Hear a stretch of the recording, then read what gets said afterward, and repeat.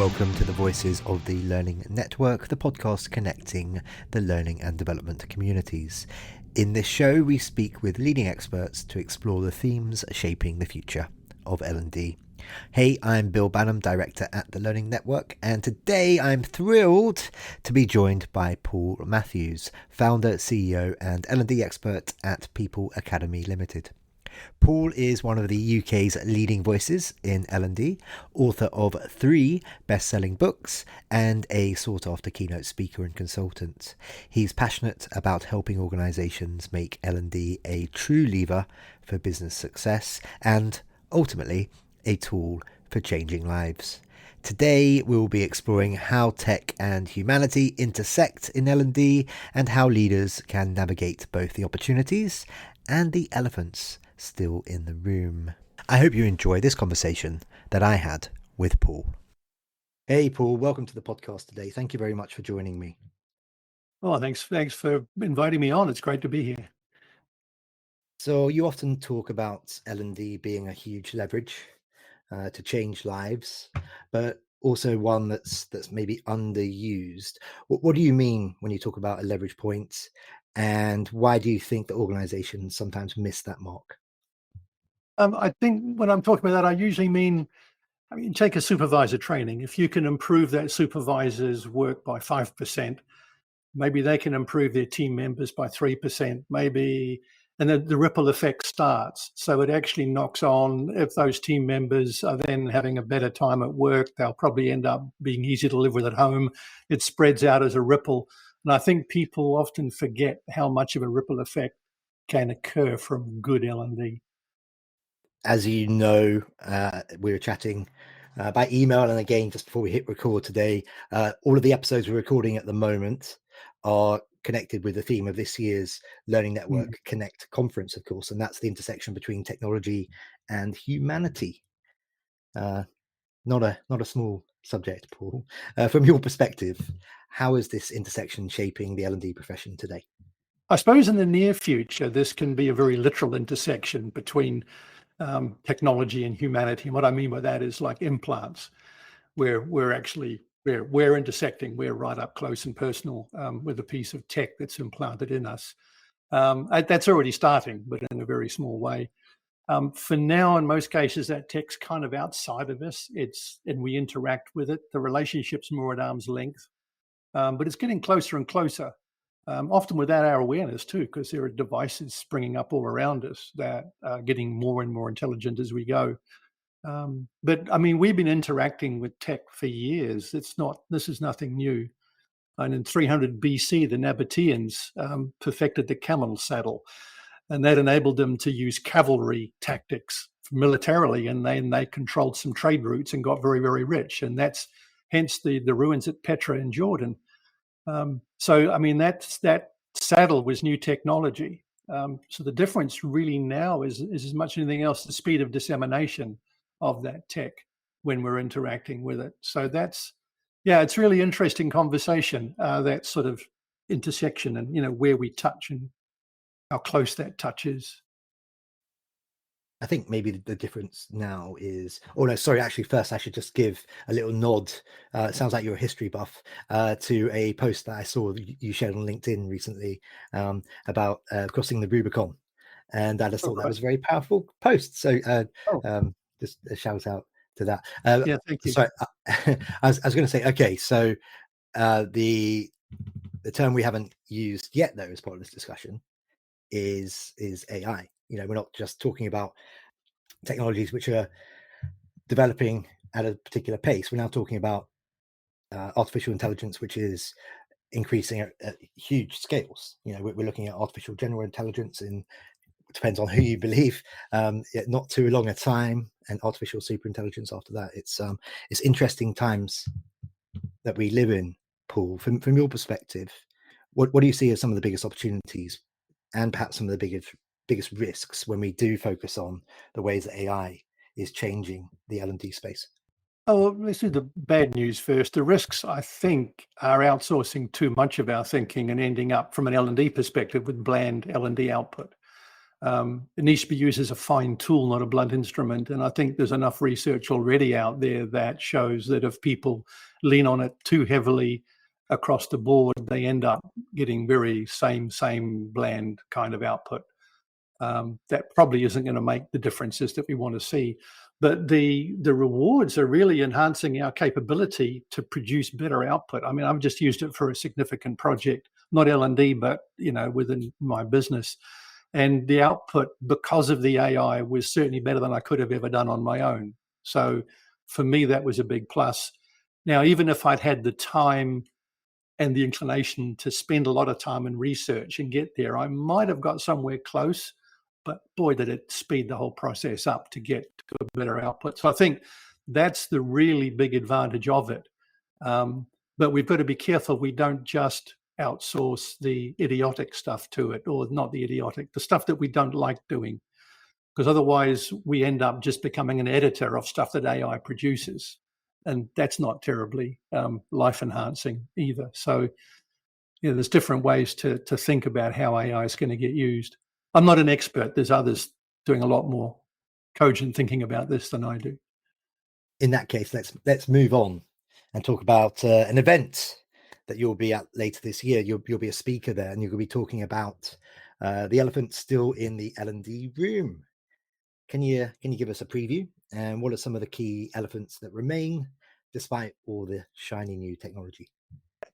Well, the elephant in the room analogy, I've been talking about this for a while, since I wrote a book on learning transfer, because I called that the elephant in the room. L&D people will go and do training and do all sorts of stuff, but without really giving enough thought to the transfer of that into actions, into operationalizing, what people have learned. So, and I think that's still the big one. And no matter how much technology, you've got to design for that learning transfer and think about it proactively rather than sort of ignore that elephant.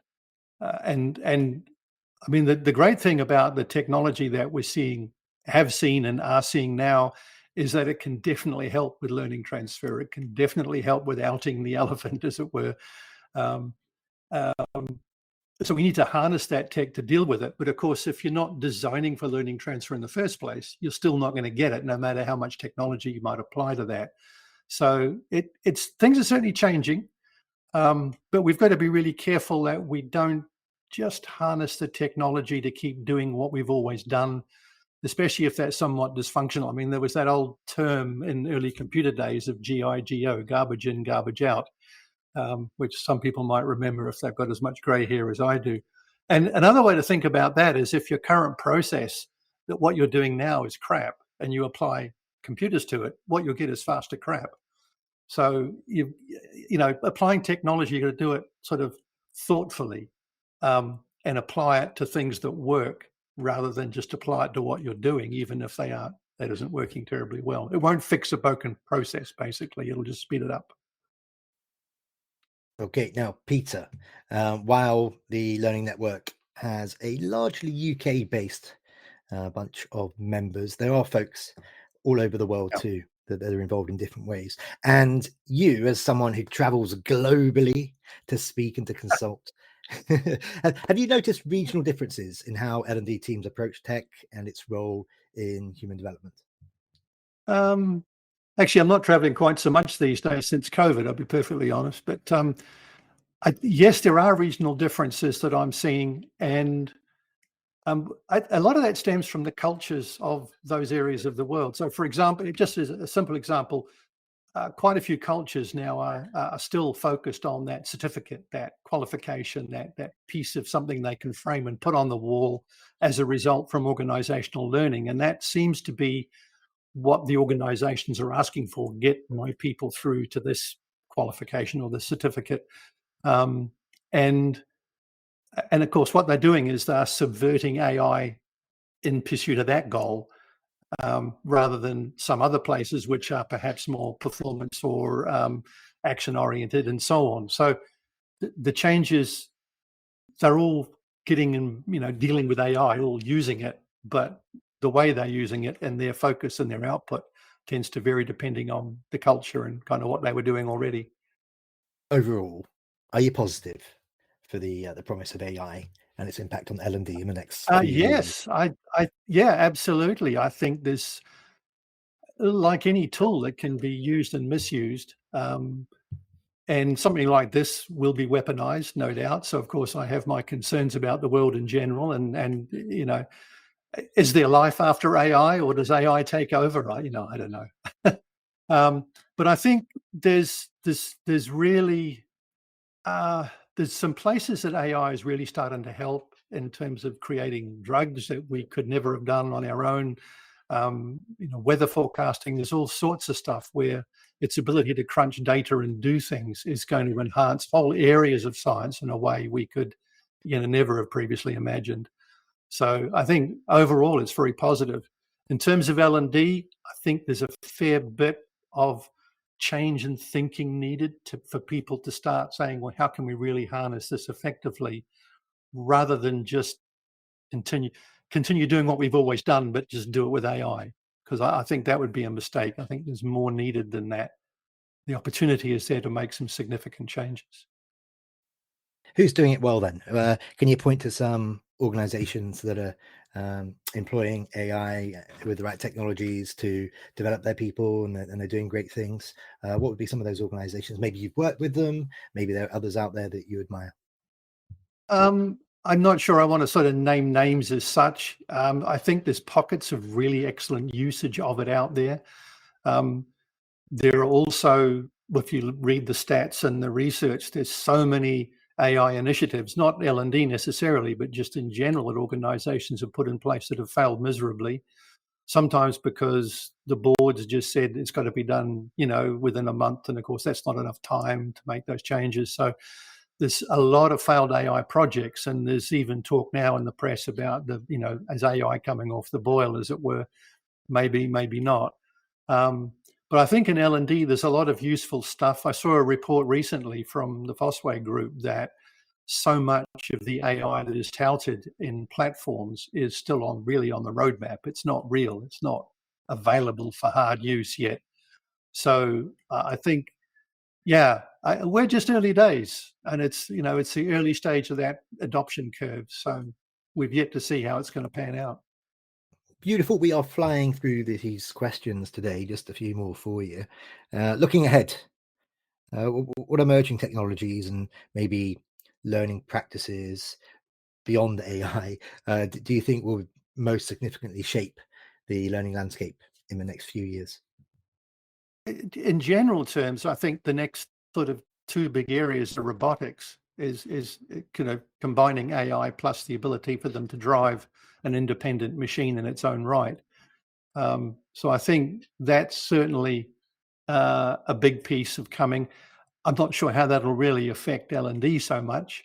And then, of course, the other area I talked about earlier was implanted tech, where again it's being driven by AI, but it gets a lot closer. So there we're starting to talk about a PC in the brain that's got internet access, and I don't know. I mean, where it's going to, who knows? But there's a lot of stuff that's going on. Some of that I think initially will start with things like health. Are already implanting quite intelligent things into people's eyes and in people's heads to do all sorts of things that have medical advantages. I think there have been films, haven't there, where people download a whole bunch of information into their head or into an implant in their head. I think a lot of those films, strangely enough, are a little pre-signed. That sort of stuff is coming, maybe not next year or the year after, but it all seems somehow possible, that we've got as far as we have with AI as it is. But I don't know. Those are the things that I think there's a lot of new growth coming, and there'll be new ideas that come out of AI in terms of L&D that will change the way we think about L&D, I suspect, as well, as we start to learn where it works and where it doesn't. If you had one message for our Learning Network listeners about the future of learning and professional development, what would you like to leave them with today? It's a big question. I don't know. It's interesting. I think you talked earlier about a crossroads between sort of L&D, where what's the crossroads of technology and humanity, and I think it's not really a crossroads. We've just got to sort of take this route. It's not a place where we have to make a choice. We've just got to be with it as it flows. So I think the message really is to stay aware and keep experimenting with it. Keep, you'll always feel left behind because it's all moving so fast. So don't worry about that. Everybody else is being left behind as well.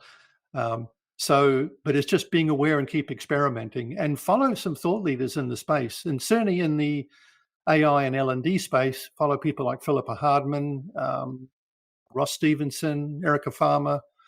So, there's a few out there who are looking at it very specifically for the L&D space. So follow them, look at their blogs, and you'll be good to go. Excellent. And if folks want to follow you, Paul, or connect with you, how can they do that? You can find me on LinkedIn. It's the easiest place to find me. And then we've got a technical website at peoplealchemy.com for our software platform. And then my personal site at paul-matthews.com with a whole bunch of other stuff and my books and bits and pieces like that. Excellent. Well, that just leaves me today to say thank you very much, Paul Matthews, for joining me on the pod.